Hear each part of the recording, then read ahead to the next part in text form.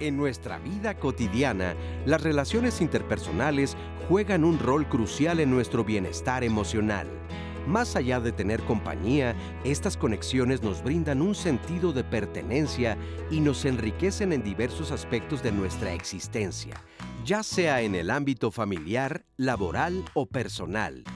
Una relación saludable va más allá de la mera coincidencia con ciertas personas en nuestra vida.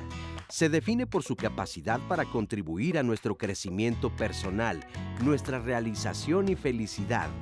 Construir y mantener relaciones de este tipo implica un esfuerzo constante y deliberado de las partes involucradas.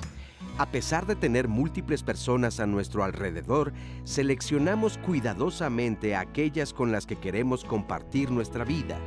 Nuestras relaciones tienen un impacto directo en la calidad de nuestra vida en general, ya que las relaciones saludables nos proporcionan apoyo emocional, felicidad y un sentido de conexión y pertenencia.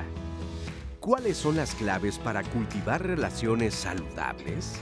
Una comunicación abierta y honesta nos permite expresar nuestras necesidades, preocupaciones y emociones de manera clara y respetuosa, mientras que el respeto mutuo establece la base para una relación equilibrada y armoniosa. Hoy, en Diálogos en Confianza, exploraremos cómo podemos fortalecer estas habilidades y construir relaciones sanas que nos enriquezcan y lleven hacia una vida más plena y satisfactoria. Buenos días. El equipo de Diálogos en Confianza y el 11 lamentamos profundamente el fallecimiento del señor José Morris Gómez, padre de nuestra estimada productora Gina Morris. Enviamos nuestras más sinceras condolencias a nuestra productora y a su familia en este momento de irreparable pérdida. Descanse en paz. Gina, te abrazamos fuerte, fuerte, fuerte.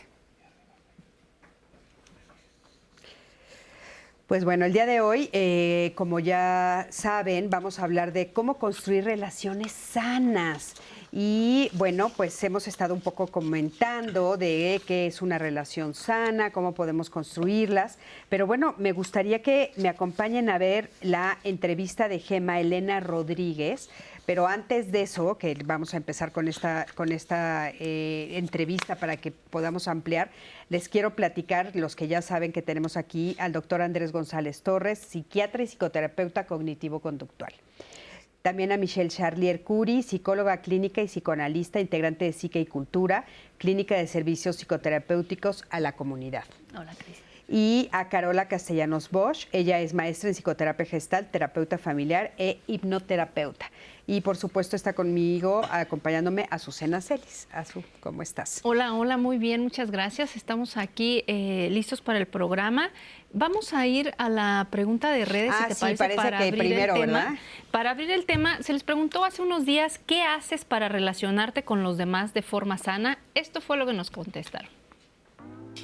Al preguntar en nuestras redes sociales, ¿qué haces para relacionarte con los demás de forma sana? Estos fueron algunos de los comentarios que recibimos. Rafael Bernal, buenos días. Hoy día con día, ser empático, ser honesto y principalmente ser humilde. Saludos y un fuerte abrazo. Magda Mendoza, aunque mi estado ideal es estar sola, me encanta convivir con la gente. Cuando estoy acompañada, trato a la gente como me gusta que me traten. Pienso en el grupo y no solo en mí, porque lo que importa es que todos estemos bien. Olga Vadillo González, me voy a bailar sola y ahí siempre conozco gente nueva y nos hacemos amigos. Ser empática, me intereso por el bienestar de los demás. Ofelia Acevedo Velázquez, a mí me gusta mucho ser sociable, pero me gusta más el respeto y para que este funcione debe ser como el serrucho, de ambos lados. Mi gran problema son los límites, cuándo sí y cuándo no. Pero de que me gusta mucho la gente, las amistades, la socialización, sea de la cultura, religión, sexo, educación, país,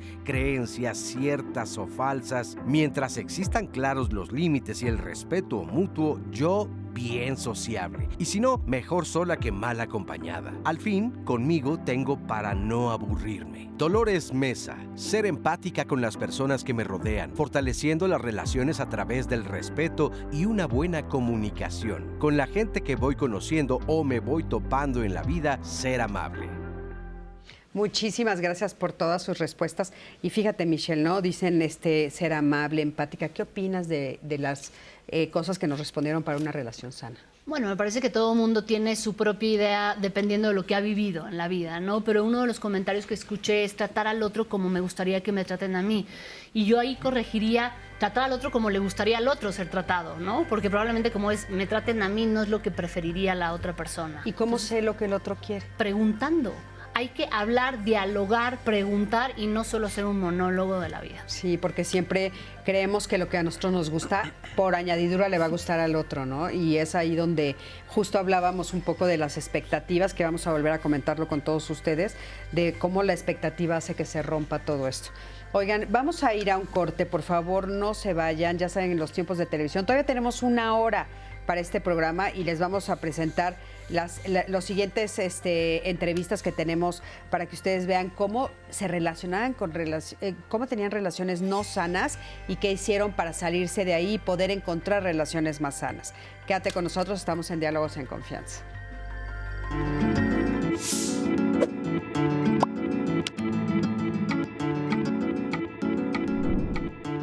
Las relaciones saludables son vitales para nuestro bienestar emocional y mental.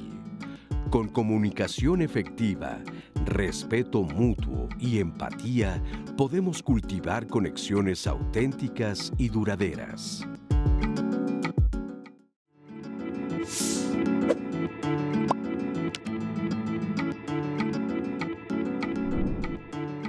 Las relaciones no saludables se caracterizan por dinámicas y problemas que generan tensión, conflicto y estrés, tanto en lo romántico como en el ámbito familiar, amistoso y laboral. Cuando no estamos en una relación sana o una relación que nos da bienestar, es importante confiar en lo que nosotras y nosotros estamos sintiendo, porque hay muchas conductas violentas que han sido naturalizadas. Podemos comenzar hablando de comentarios, ¿no? A veces la gente se siente con el derecho de hacer comentarios sobre nuestra forma que cuidamos a nuestro cuerpo, la forma en la que expresamos con nuestro cuerpo, la forma en la que expresamos con las palabras, la forma que expresamos con nuestros gestos. Podemos identificar también estos dichos de repente de es que tú deberías ser de esta manera, tú deberías querer tal cosa, tú deberías hacer.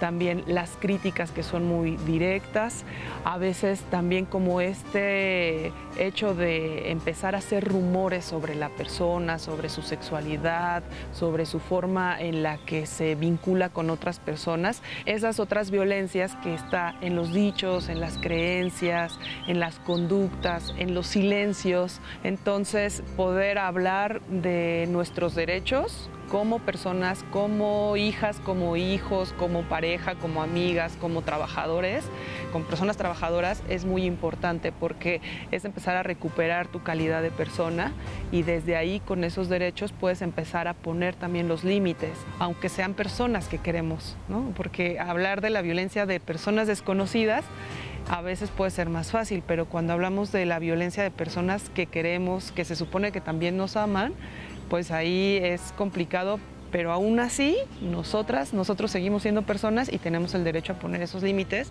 y decir no porque eso me lastima. Muchísimas gracias. Y qué interesante escuchar esto que nos dice Gema, porque la pregunta sería, ¿cuál es el 50% de mi responsabilidad para tener una relación de bienestar y sana? Tiene que ver justo con los límites que finalmente me protegen. O sea, los límites me protegen, me diferencian del otro y es parte del autocuidado, ¿no? De no depositar en el otro justo la responsabilidad que me compete a mí, que tiene que ver con satisfacer mis necesidades y con mi propio cuidado afectivo, emocional, físico incluso, ¿no? O sea, tendría que ser un trabajo interno muy profundo, o sea, para poder entonces yo también saber cómo me relaciono con el otro, ¿no? Para tener una relación sana, por supuesto. Si yo no trabajo en mí, en mi propio ser, es muy difícil que me pueda vincular desde un lugar saludable con el otro y no termine teniendo expectativas distorsionadas en la relación y en lo que el otro, o lo que es amor, ¿no? O sea, cualquier tipo de amor, confundiendo, depositando en el otro aquello que me compete a mí y confundiendo eso con amor. Sí. Ahora, cuando estamos hablando, por ejemplo, en el ambiente laboral, ¿no? En ese universo, que es un universo difícil y diferente, porque ahí no sé si podemos hablar de amor. Sí, o sea, finalmente, o sea, el amor puede ser propiamente por lo que estás haciendo y que eso sea el motivo por el cual te estás levantando, sigues yendo, que lo haces con gusto.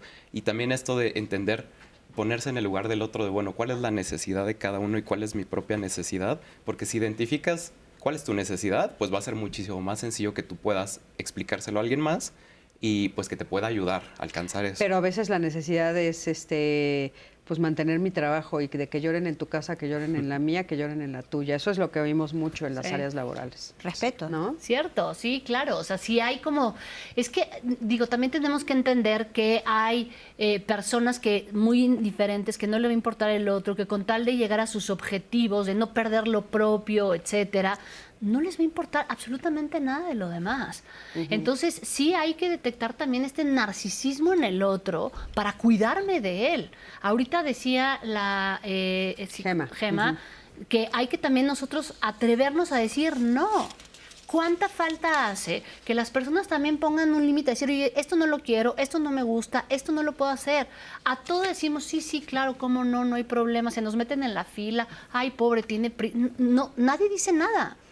Y sin actos de violencia necesitamos poder primero conocernos nosotros, qué queremos, qué nos gusta, qué no nos gusta, para entonces poderte vincular con el otro en cualquiera de sus formas, laboral, pero social. ¿no crees que es diferente, por ejemplo, el lenguaje, por ponerlo de alguna manera, que se utiliza en una relación de familia, de pareja, de amistad, que el laboral? Sí, el laboral es un mundo, pues, inicia desde la escuela. Ahí en la escuela te vas a llevar con niños que te caen bien, que te caen mal, que te pueden molestar, que van a tener jerarquías, que va a estar el líder, que va a estar el de abajo, el que se somete, etcétera. Desde ahí ya se empieza a construir como una situación social que vas a llevar toda tu vida en diferentes ámbitos. En lo laboral, bueno, siempre ha habido en lo laboral mucha rivalidad, ¿no? Todo lo que no se pudo hacer en la casa, de validación, de respeto, de que me vean, de que yo sea alguien, lo vas a buscar con el jefe, con el superior, con el compañero, con etcétera. Entonces, por supuesto que la mirada voy a querer que sea mía. El subir de puesto voy a querer que sea mío, ¿no? Trabajé en el Hospital Juárez durante muchísimos años y lo que veía una y otra vez es que cuando se incorporaba el residente nuevo, la enfermera nueva, el médico nuevo o cualquier lugar de adscripción, era el atacado. Sí. O sea, si a mí me costó, eso es lo que decía un gran porcentaje de la gente, si a mí me costó llegar en donde estoy, te va a costar a ti. Y mucho más en el ámbito de las mujeres. Sí. Porque el ámbito de las mujeres todavía sigue siendo atacado, todavía sigue siendo el minoritario, todavía sigue siendo el que discriminan de alguna manera. Entonces ahora sí que entre las mujeres también se hacen equipos ahí que discriminan completamente y alejan al otro. Entonces por eso es muy importante saber por qué estás actuando de la manera en la que estás actuando. No puedes actuar en consecuencia a un impulso. Esto siento, te pego. No, porque eso es lo que está sucediendo y miren en el momento en el que nos encontramos. Sí. ¿Tienes algún comentario? Sí, tengo varios. De hecho, justo estaba escribiendo una persona que nos dice que en su lugar de trabajo se manejan en relaciones de poder, con gritos, imposiciones, y pregunta si hay talleres que se puedan tomar para poder abordar este tipo de relaciones y mejorarlas. Sí, porque ahí aunque tú tengas, tú puedes estar trabajando en ti mismo y puedes estar tal vez con regulación emocional y sí no ser gritón, enojón, enojona, etcétera. Pero ¿qué haces cuando el otro, que es tu superior y que ahí hay una jerarquía que es muy clara, pues no es así? Y tú necesitas esas monedas y billetes. Pues yo creo que en los trabajos cada vez más hay que pues sí, trabajar con los diferentes tipos de liderazgo, ¿no? Quizás esa persona a su vez tenga un jefe que pueda observar la situación y mejorar el ambiente de trabajo capacitándolo de otra manera. en relación a lo que decías, Michelle, hay una pregunta que a mí me funciona mucho, ¿no? Decir, bueno, ¿qué tipo de persona estoy siendo cuando reacciono de esta manera ante tal situación? ¿No? O sea, entender qué estoy queriendo mostrar de mí hacia el otro. Y eso es una pregunta que se puede hacer en un equipo de trabajo, ¿no? De decir, bueno, ¿qué tipo de persona estás siendo cuando reaccionas ante una situación laboral de esta manera? ¿Qué es lo que querés que los demás vean de vos? ¿Cuál es tu necesidad? ¿Qué querés mostrar? Y hay otra pregunta que me parece también muy valiosa en el sentido de las preguntas poderosas, que es, ¿qué es aquello tan importante que no estamos viendo? ¿No? En lo laboral. ¿Qué está pasando en el equipo de trabajo? ¿Qué está pasando en esta persona que está liderando desde ese lugar de imposición? O sea, ¿qué es aquello que quiere que escuchen que no está siendo escuchado atrás de esos gritos y de esa necesidad de imponer poder? O sea, Yo creo que acá también añadiría que es muy importante que entiendan las personas que la actitud del jefe, del superior, del compañero, no es personal. No es hacia ti, Michelle, sino es a lo que tú le representas, a la propia frustración que tiene, a la propia historia de vida que tiene. Yo sé que es un trabajo complicadísimo, ¿no? Tampoco somos tan resilientes y tal, lama para que nada me afecte. Claro que afecta, pero lo que te afecta a ti es lo que puedes trabajar, no la conducta que tiene el otro sobre ti.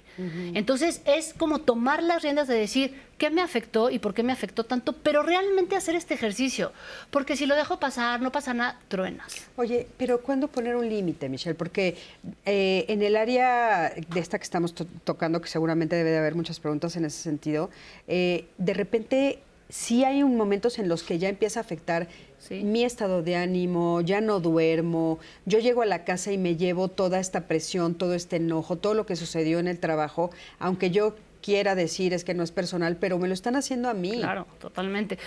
Lo que dijo la persona de cursos, talleres, creo que sí es muy importante que lo hagan, es muy importante que lo tomen, que traten incluso de proponerlo ellos mismos, ¿no? Porque el problema también de los ambientes laborales es que esperan que los de arriba hagan algo. Y uno puede proponer, oye, yo propongo que se haga este curso, encontré este curso acá por lo que digan o lo que sea. Y también el momento en el que hay que gritar el límite, no ponerlo, gritarlo, es cuando te faltan el respeto. Eso en ningún ámbito es justificable. Cuando haya gritos, insultos, por más que sea el jefe y el del billete y lo que sea, no se puede permitir. Sí, yo también creo que hay un momento en el que hay que decir ya no más, inclusive tal vez retirarse del espacio. Sé que no es fácil y que es más fácil decirlo que hacerlo, pero tal vez a veces ya está de por medio mi salud mental, ¿no? Sí, sin duda, digo, la cuestión económica y cada persona tendrá su motivación para estar en un trabajo, pero si es a costa de su salud mental, pues la verdad es que en ese momento es más importante pues frenarlo. Y algunos puntos como que podrían ayudarle a cualquier persona es, pues bueno, si estás viendo que el otro se está poniendo de cierto modo agresivo o violento, pues lo mejor es que tú en ese momento te alejes, le pongas un freno y no ser grosero, o sea, simplemente ser cortés de, bueno, percibo que en este momento la situación no se presta a un diálogo, entonces tal vez lo podemos hablar después. Y bueno, se podrá ver grosero, pero también ahí se trata de quitarme a mí la responsabilidad y la otra persona va a manejar cómo se puede estar sintiendo. Sí, pero ahí hay, o sea, justo lo que dices, ¿no? De esta creencia, ¿no? De no ser grosero, pero entonces no ser grosero implica que pasen por encima mío. Y creo que una tarea importante es saber cuáles son mis negociables y mis no negociables. Y eso es muy de cada individuo, ¿no? ¿Qué quieres decir cuando dices los negociables y no negociables? ¿A qué te refieres? ¿Qué es para mí negociable, no? O sea, puedo permitir faltas de respeto, puedo permitir o quiero permitir que me griten o que me pidan las cosas de una manera brusca, o eso para mí no es negociable en cualquier tipo de relación. Entonces, ¿cómo lo voy a comunicar? Ahora, hay sutilezas también, ¿no? Que tendríamos que también puntualizarlas. Por ejemplo, ahorita se me ocurrió en el área laboral, ¿no? Pues es que no traes la camiseta. Y entonces, esa frase puede hacer que te obliguen a cruzar un límite, por ejemplo, de horario, de tiempo. Pero ahí puedes preguntar, ¿qué implica traer la camiseta?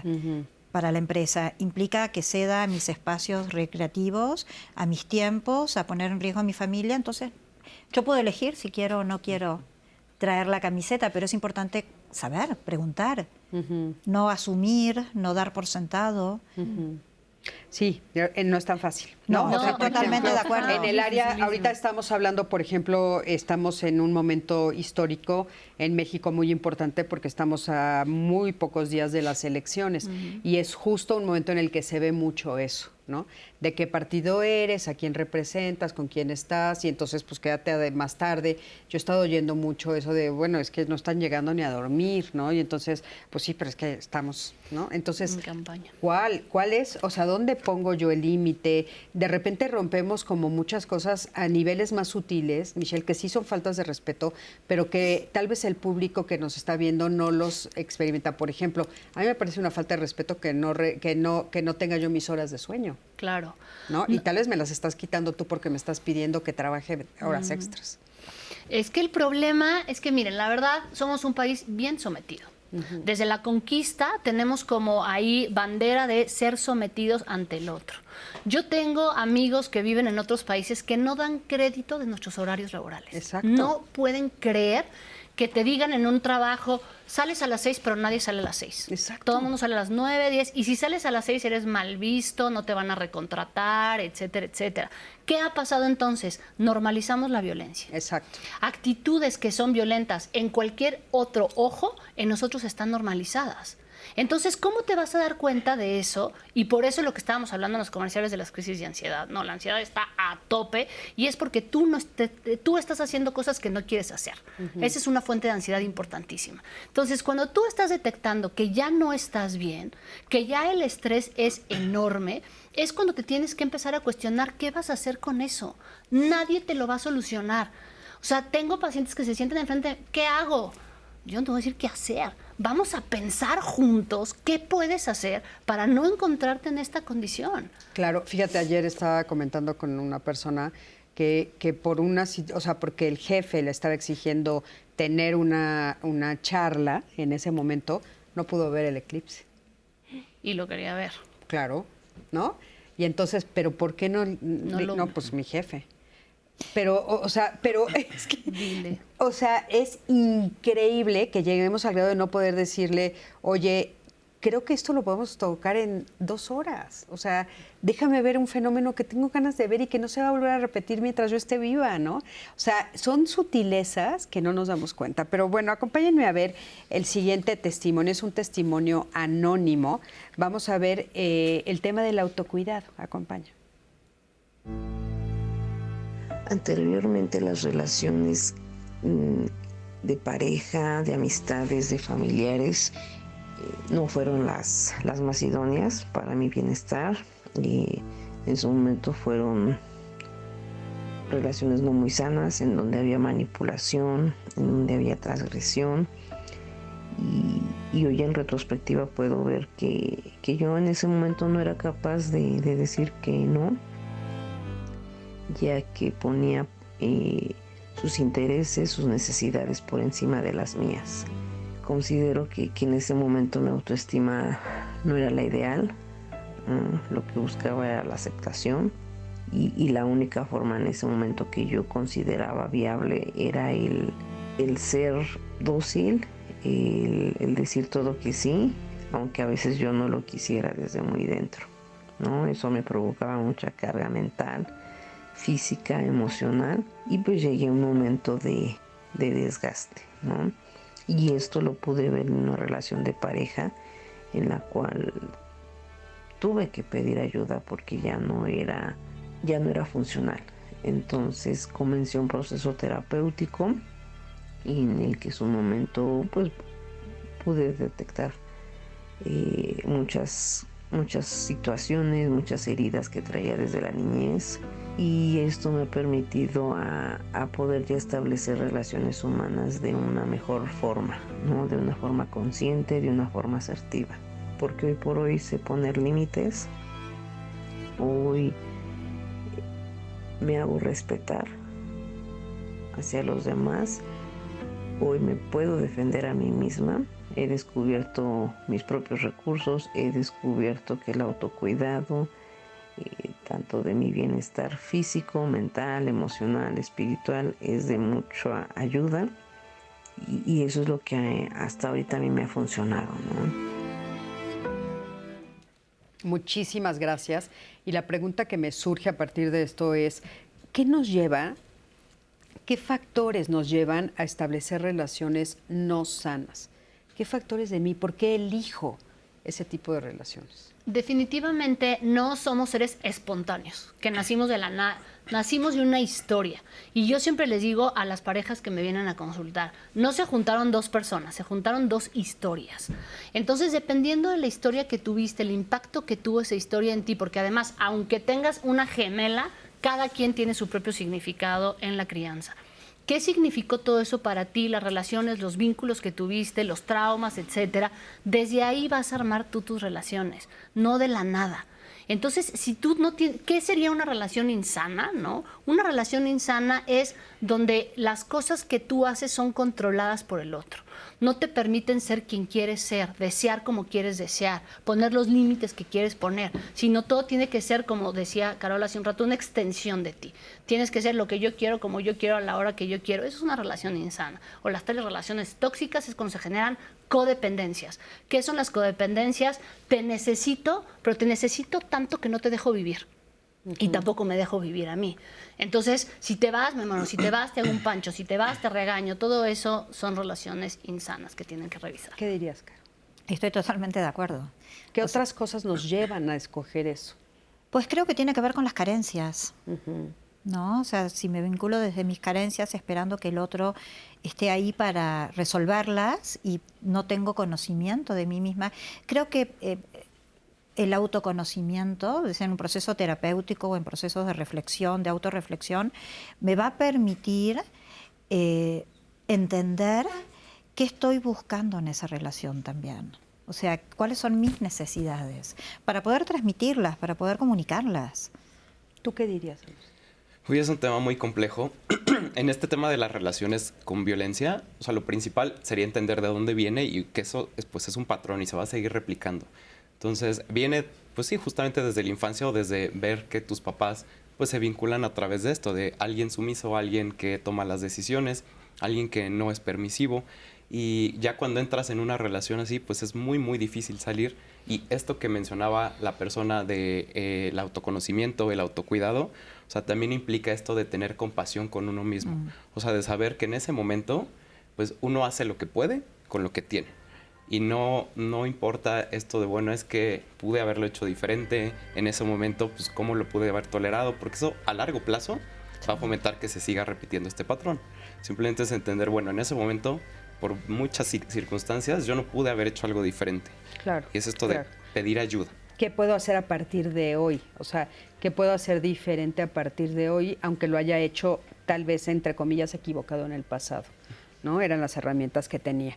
Oigan, bueno, pues vamos a ir a un corte, pero antes de esto quiero que me acompañen a ver ¿cuál vamos a poner, Jimmy? El Consejo Ciudadano nos va a decir, ya saben que siempre tenemos cápsulas del Consejo Ciudadano, que lo que nos parece importante es que es un espacio gratuito al que ustedes pueden llamar para, bueno, pues decir lo que están viviendo y que les puedan dar una guía, una orientación. Acompáñame a verlo. Las relaciones sanas no son cuestión de suerte, echarse las cartas, amarres amorosos ni productos milagro. Construir vínculos emocionales sólidos y positivos requiere una comunicación adecuada, respeto mutuo y mucha confianza. En una relación saludable, ya sea familiar, amistosa, escolar, laboral o amorosa, las y los integrantes se sienten valorados y respetados en sus límites, objetivos o tiempo. La comunicación es un elemento clave. El uso de un lenguaje degradante, pasivo-agresivo o no expresar las necesidades es perjudicial. Otro componente central es la confianza. Su carencia puede manifestarse en celos, vigilancia y control sobre la comunicación de la otra persona, como leer sus correos, exigir acceso a su celular o contraseñas de sus redes sociales. Para construir relaciones saludables es importante compartir los sentimientos de manera honesta, saber expresar nuestras necesidades, escuchar sin prejuicios y ser respetuosos ante los desacuerdos. Quiero mencionar, por ejemplo, el caso muy cercano a mi experiencia de un compañero colaborador mío que ante la amenaza de que su pareja lo golpeara, simple y sencillamente concluyó su relación. Si se cae el respeto, se cae todo. Desde el Consejo Ciudadano ofrecemos orientación psicológica gratuita y 24/7 para fortalecer los vínculos emocionales en familia o pareja. Estamos 24/7 en la línea de seguridad o chat de confianza 55 55 33 55 33 desde la Ciudad de México para todo el país.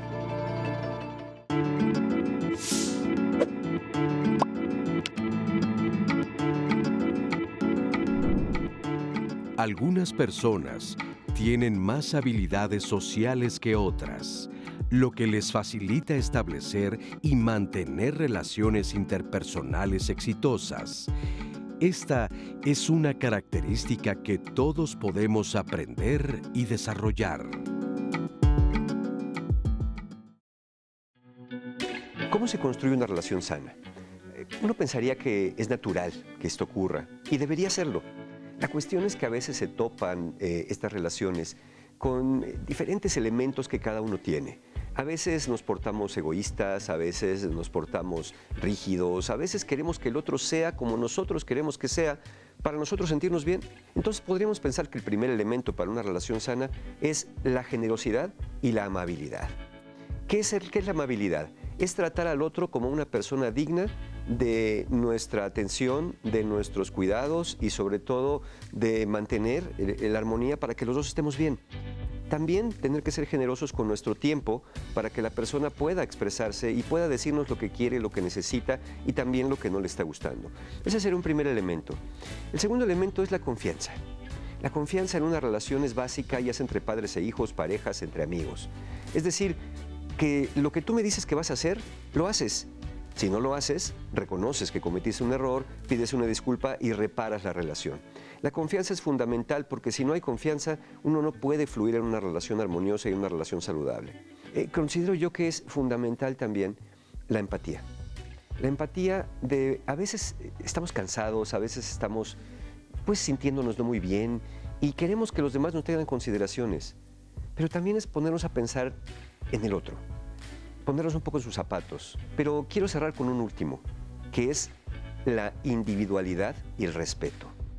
La individualidad donde cada uno puede seguir siendo como es, si ese ser como es, no lastima al otro y no traspasa esas fronteras. Hay una palabra aquí, límites.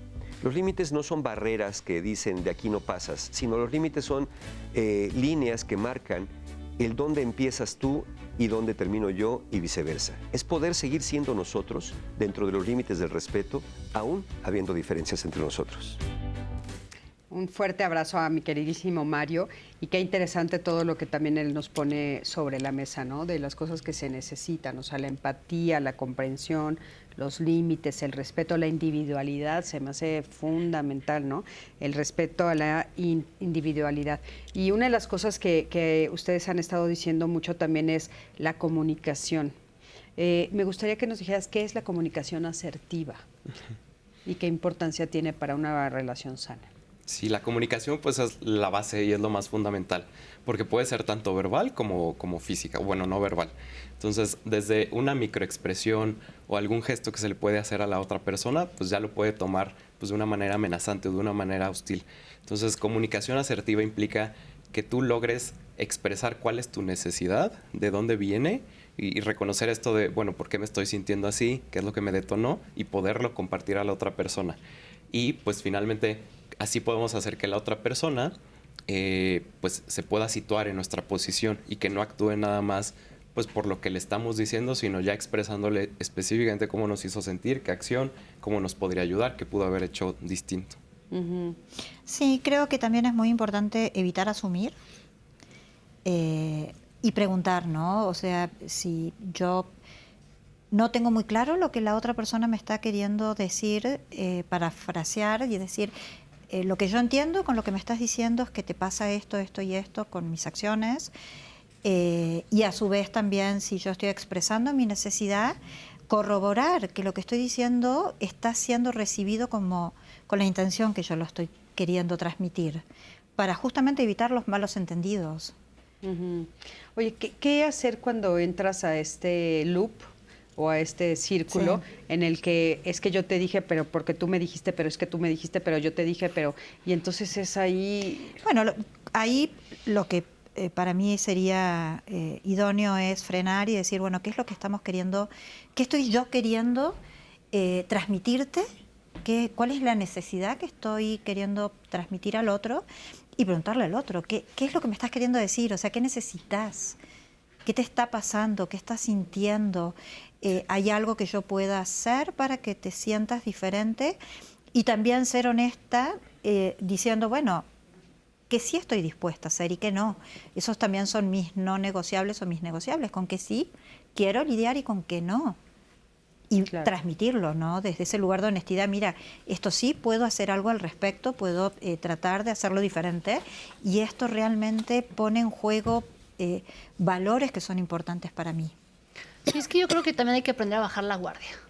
O sea, decir, a ver, voy a tratar de entender y no voy a seguir peleando y discutiendo y defendiéndome y tal y tal. Y para eso se requiere también un gran monto de humildad. De decir, no, a ver, no me está queriendo atacar, hay algo que me está queriendo transmitir o decir que no tiene que ver con que yo me tenga que defender. Y una realidad es lo que dicen una y otra vez en cada una de las cápsulas. ¿Cuándo se dieron cuenta? Cuando pidieron ayuda. Y no me estoy refiriendo solo a la ayuda psicológica. Si quieres a la ayuda de un familiar, de una amiga, a contarle a un tercero algo que para ti ya no te está haciendo sentido y que esa persona te pueda sacar de tu fantasía ideal de que no, esto se va a arreglar y se va a reparar y ya me pidió perdón. Porque recuerden que hay reparaciones que se llaman reparaciones maníacas. Cuando tú realmente quieres reparar algo que le hiciste al otro, tienes que pensar por qué se lo hiciste para detenerlo. Pero si tú quieres nada más reparar al otro porque tienes miedo de que ese se vaya, esa es una reparación maníaca. O sea, no es genuina, no es real y se va a volver a repetir 100 veces. Claro, porque no estoy haciendo la reflexión en mí. No, estoy queriendo que el otro no se vaya, que el otro se quede, que no me abandone. Y entonces por eso voy y le doy flores y le compro lo que quiera y lo llevo a comer o lo que sea. O sea, por temor, no por una reflexión interna de por qué yo estoy actuando de esa manera. Si yo ya estoy en este loop y le digo a alguien de afuera, me está pasando esto, puedo a lo mejor quitarme de ese canal y reflexionar un poco algo que yo no estoy pudiendo ver. Sí. No estamos solos. Sí tenemos que entender que hay especialidades para todos, costos de terapias para todos. Ahorita en el comercial acaban de decir de atención gratuita. Tenemos que acudir a los centros cuando se necesita. Claro. Hay que dejar de estigmatizar la enfermedad mental como algo negativo. Se los he dicho, así como tenemos una mente que se enferma, es lo mismo que el cuerpo. Hay enfermedad física, ¿por qué no va a haber enfermedad mental? Claro. ¿Por qué me es fácil acudir con un médico cuando me duele la cabeza y no me deja de doler? Y no me es fácil acudir con un psicólogo, un especialista, cuando la tristeza lleva 6, 8 meses o un año dentro de mí. Claro, o no me sé relacionar de manera adecuada, porque por estas mismas puede no cosas. ser tristeza, pero puede ser mi incapacidad de relación, ¿no? Mi incapacidad. Yo siempre digo que pues es convertirnos en adultos, hacernos responsables de nosotros mismos, de lo que nosotros necesitamos resolver, ¿no? Nuestro propio crecimiento. Oigan, pero fíjense que hay un universo que no pudimos desmoronar muy bien, pero que quiero que vean este testimonio. Es una mamá, porque también hay veces que se establecen relaciones bastante dañinas entre padres e hijos, claro, ¿no? Bueno, es muy común. Pero escuchen esta, es muy interesante, acompáñenme. Pues bueno, mi experiencia fue con mi hijo mayor. Yo no me daba cuenta que era una relación de una codependencia, una situación en donde él me manipulaba, en donde había mucha culpa de mi parte. Al yo haber sido madre soltera, pues yo quería darle todo a él, ¿no? Yo quería cubrir todas sus necesidades materialmente hablando. Entonces, él siempre me pedía cosas y yo todo le daba. Y me sentía contenta de verlo a él pues complacido y él feliz, pero después reaccionaba y decía, esto no está bien. Y me dejaba de hablar y eso era lo peor que me podía pasar, ¿no? Había mucha culpa, chantaje. Entonces yo discutía con él también, a la vez me molestaba, después reaccionaba y decía, ¿por qué caí en su juego? ¿Por qué le compré? ¿Por qué le di? Cuando a mí me decían, ¿no? Es que dile que no, niégale esto. Y yo decía, lo voy a hacer, pero nada más al verle su cara de enojo, no. Y yo, sí, lo que tú quieras, lo que tú digas, ¿no? Entonces era una relación nada sana. De ya era mucho el choque, la fricción que teníamos. Entonces yo decido un día buscar ayuda. Yo me doy cuenta que el problema estaba en mí, dentro de mí, y que yo tenía que trabajar en mi persona, que tenía que empezar por aceptar que yo estaba mal, que tenía que empezar a conocerme, a ver qué es lo que mis debilidades, mis fortalezas, de dónde vinieron, por qué, cómo sucedió. Y entonces me empiezan a decir esa palabra clave, aprendí a que poner límites. Y ahí era la solución. No era necesario gritar, no era necesario golpes, no era necesario nada. Lo que único que se necesitaba era ser firme. Y me di cuenta que no pasaba nada, que finalmente él no por eso me dejaba de amar, no por eso se cortaba las venas, no por eso nada. Y entonces empecé a dejarlo. Y entonces él empezó a crecer realmente, ¿no? Pero el día de hoy pues aprendí a poner límites, a respetarlo y sobre todo pues amarlo y amarme a mí para poder estar bien con los demás también. Muchísimas gracias. Me encanta este testimonio. Me parece un testimonio muy lindo en muchos sentidos. O sea, primero, ella acepta de una manera muy honesta y humilde, ¿no? Le daba yo todo. ¿Cuántas mamás nos hemos visto en esa situación, ¿no? De que dices, le quiero dar todo a mis hijos y no te das cuenta que le estás haciendo daño. Y después, bueno, el que ella diga, me di cuenta que no se iba a matar, ¿no? No se iba a cortar las venas y me iba a seguir queriendo. Me parece fundamental. ¿Qué opinas? Sí, creo que es valiosísimo, ¿no? Y entender que no pasa nada malo y que puedo, o sea, porque también está asociado, la escuchaba, el comentario de qué tanto está introyectado o la expectativa de ser buena madre, ¿no? ¿Qué es una buena madre? Sí. Es la que le da todo al hijo, la que no dice que no, la que se pone por encima, pone al hijo por encima. Entonces hay muchas expectativas en función de qué es ser una buena hija, qué es ser una buena madre, una buena pareja, una buena amiga. Y pareciera que eso implica pasar por encima mío. Uh-huh. Sí, o sea, creo que yo en esto que es una buena madre agregaría mexicana. Porque la madre mexicana es esta madre abnegada, la que tiene que sufrir, la que tiene que darle todo por los hijos, la que se quita el pan de la boca para dárselos, etcétera, etcétera, que se cumple a cabalidad. Y la que no lo cumple es la pecaminosa, la feminista extrema, la que hay que atacar, etcétera, etcétera. Sí. O sea, creo que nos tenemos que quitar el concepto de la madre abnegada para entender que hay que ser la madre que educa, la madre que enseña, la madre que independiza, ¿no? Porque como tenemos acá casos de mamitis extremas, en donde ya están haciendo vida de pareja, pero comen con la mamá, la ropa le lava la mamá, todo con la mamá, y la esposa es un objeto de ornato en la casa. Ella dice, finalmente lo dejé crecer. Cuando lo independizó. O sea, cuando le dijo no y tú resuelve, ¿no? Yo también creo que tienen que entender muchas mamás que la forma de darles a sus hijos pues son por las propias carencias que ellas tuvieron. Yo no tuve esto, entonces te lo voy a dar a manos llenas. A mí lo que me faltó es amor, entonces te voy a amar a manos llenas, ¿no? Pero es como cuando alguien te abraza y, ay, sí, qué bonito abrazo. A los 5 minutos ya dices, quítate, o sea, ya me abrazaste, ya esté para allá, ¿no? Uh-huh. Abrazar, amar no significa asfixiar y no frustrar.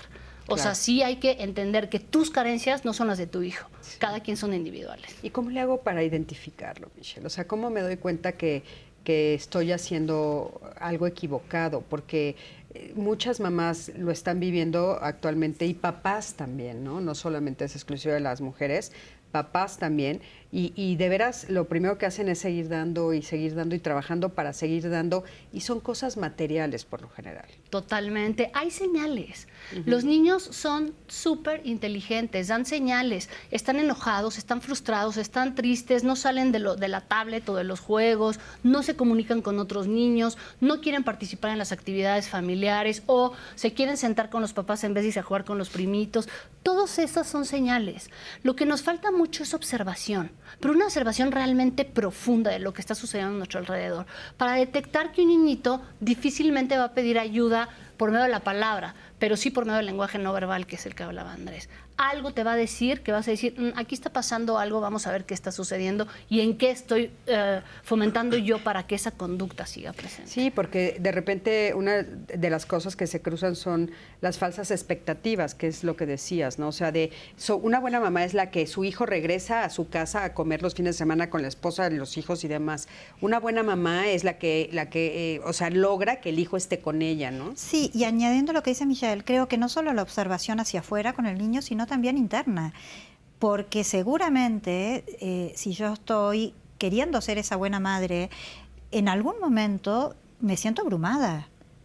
Y me doy cuenta, ¿no? Agotada, enojada, exigida, súper demandada. O sea, hay señales internas también. No es una relación cómoda, que fluya, sino se torna una relación que pesa. Sí. Entonces, también autoobservación y hacer caso a mis sensaciones.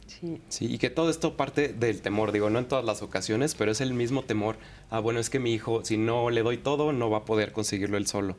Entonces, si un padre empieza a hacer eso, pues también el niño no va a terminar siendo malo. Y eso también es una concepción que a veces se cree como es que lo está haciendo pues porque es malo. O sea, realmente es algo que ya ha aprendido, que si se le va a dar todo, él no va a tener el recurso para adquirirlo por sí mismo. Oye, y tenemos, aquí sí se cruza un tema de género, como que en México se oye mucho más esta sobreprotección a los hijos varones, o sea, y permitir las malas relaciones, donde inclusive hemos oído de casos donde las corren de sus casas cuando ya son adultas mayores.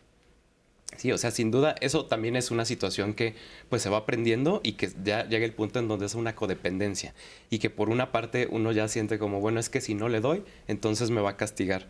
Y ya esa misma necesidad de evadir o evitar este rechazo, pues te va a mantener ahí. Entonces, lo principal sería identificar los datos de la violencia que en estos vínculos pues también se va a presentar. Y puede ser desde violencia verbal, violencia psicológica, violencia económica.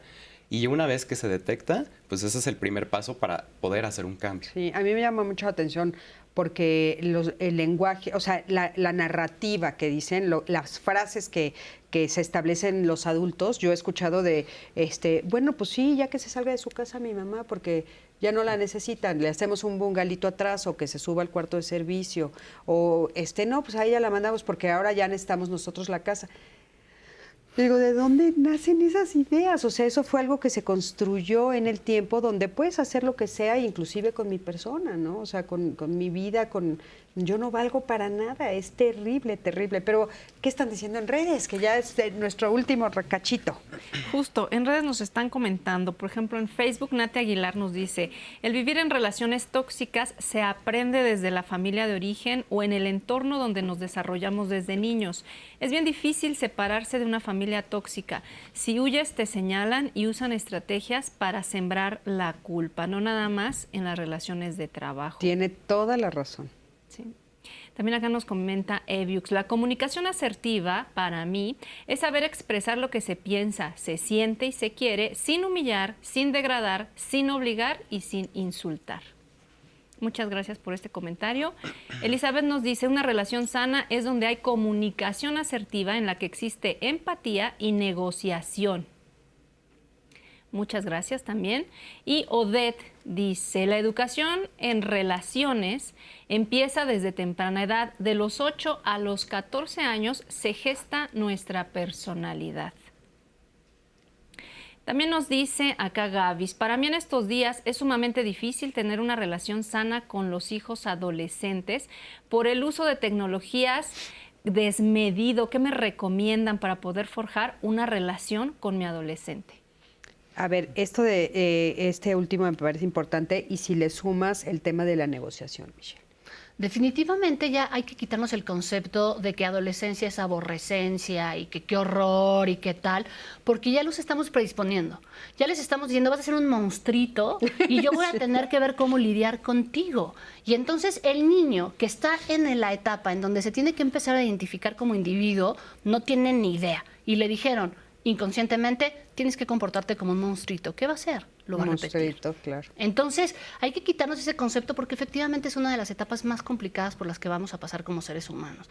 La transición del ideal del yo de los padres, o sea, de ser el niño perfecto, hermoso, que sigue a la mamá, adorado. Ahora, la madre va a tener que permitirse el duelo de que se individualice, de que el niño diga, ya no voy a ser tu extensión y ya no voy a ser tu ideal, sino lo que yo quiero ser.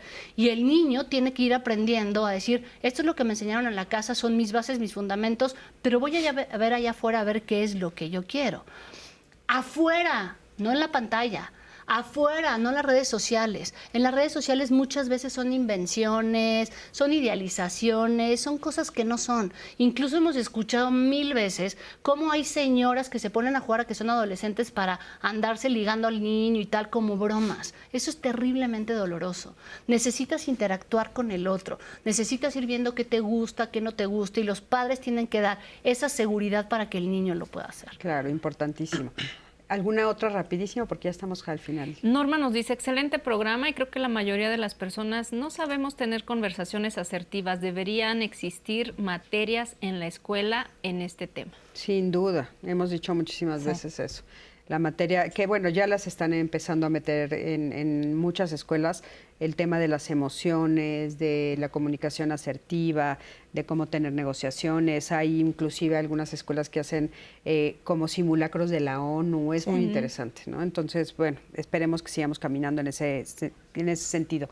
A forma de conclusión, ¿qué quisieras que Pues yo creo que es importante perderle el miedo al conflicto también, ¿no? Porque escuchando a esta mamá de adolescentes de mucho tiempo en las pantallas, creo que muchas veces no se ponen los límites por miedo al conflicto. Exactamente. Entonces, porque creemos que si estamos en conflicto no me quieres. Yo por eso digo que hay que poner o sea, yo siempre te quiero, pero hay conflictos que hay que resolver. Hay que tener conversaciones incómodas. Exactamente. Sí, y también esto de los polos, no manejarse en polos de esto está bien, esto está mal. O sea, en todo se pueden llegar a acuerdos, y es esta cuestión de, bueno, primero ver por qué me está generando esto para poder hacer algo al respecto. Pero es importante buscar ayuda o pedir alguna asesoría de alguien más, alguien externo. Sí, importantísimo, la mirada externa, ¿no? Nos ayuda. Adelante. Pues yo, la verdad, creo que lo más importante, como he venido diciendo, es dialogar. Ahora sí que como su programa, dialogar en confianza, de que eso que se diga va a ser utilizado a favor de ti y no en tu contra, que no deben de haber actitudes defensivas, y que lo más importante es entender que lo que yo haga no es para dañar al otro, sino en beneficio a mí. Importantísimo, muchísimas gracias. Dialogar, importantísimo. Diálogos en confianza. Exacto. Cris, pues agradecer a toda la audiencia que está muy al pendiente y que estuvieron escribiendo. También para todos los que están preguntando dónde pueden ver el programa desde el inicio, pues en las redes sociales de Diálogos en Confianza queda grabado, en YouTube, en Facebook, y también a través de la aplicación 11+. Si usted la descarga de su tienda de aplicaciones en su celular, pues ahí va a poder buscar este programa, lo va a poder ver desde el principio, y los contactos de los especialistas quedan también ahí en las redes sociales, porque muchos están preguntando para poder platicar con ellos. Importantísimo, claro que sí. Y bueno, yo te quiero agradecer, muchísimas gracias a todos ustedes por haber estado este día con nosotros. Gracias, Azu, fue un placer compartir el programa el día de hoy. Gracias a ti, que siempre estás del otro lado de la pantalla. Yo soy Cristina Jauregui y te quiero invitar a que el próximo miércoles también nos sintonices, estés aquí con nosotros, porque vamos a hablar de cómo enfrentar el pánico. Nos han pedido mucho que hablemos sobre los ataques de pánico, qué significa, por qué razón tenemos, cómo se sienten, cómo identificarlos y, por supuesto, prevenirlos. Así es que aquí te espero el próximo miércoles y quédate con nosotros en la programación de Canal 11. Búscanos en redes sociales para seguir la conversación. Hasta luego.